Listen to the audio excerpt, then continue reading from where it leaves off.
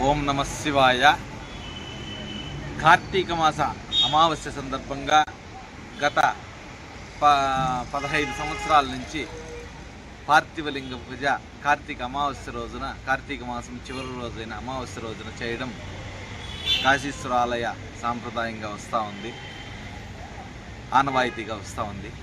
ఈ పార్థివలింగ పూజకి కావలసిన వస్తు సామాగ్రి పాలు, పెరుగు, తేనె, నెయ్యి, చక్కెర, పంచామృత ద్రవ్యాలు, మరియు మంగళ ద్రవ్యాలైన పసుపు, కుంకుమ, పూలు, అక్షంతలు, విభూతి, గంధము మొదలైనవి.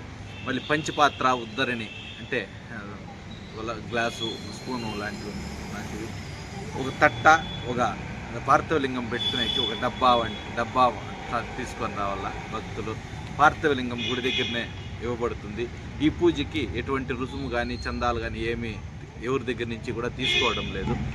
ఈ పూజ ముఖ్యోద్దేశం ఏమంటే అందరికీ కూడా పూజా విధానం ఎట్లా ఇంట్లో ఏ విధంగా చేసుకోవాలని తెలిసేకి, వాళ్ళలో భక్తిభావం పెరిగేకి ఒక ఇదిగా ఉండాలా అని చెప్పేసి ఈ పూజ చేస్తూ ఉన్నాము ప్రతి సంవత్సరము.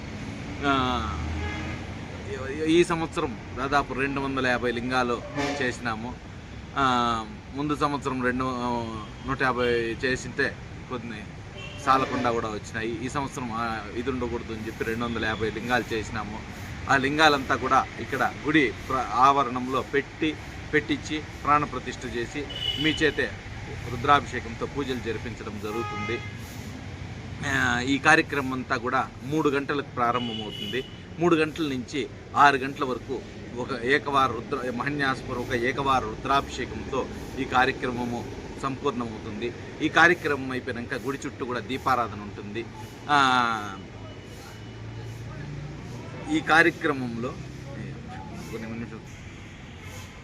పార్థివలింగము 11 పుట్టల మన్నుతో, ఆరుద్రా కుంకుమలతో, అక్షంతలతో, వట్టివేర్లు, పచ్చకర్పూరము, తెల్లసాసులు, చెంగల్వ కోష్టు మొదలైన ద్రవ్యాలనంతా మిశ్రమంగా చేసి దాన్ని చూర్ణంగా చేసి దీంతో చేసిండేది పార్థివలింగం నిర్మాణం చేసిండేది.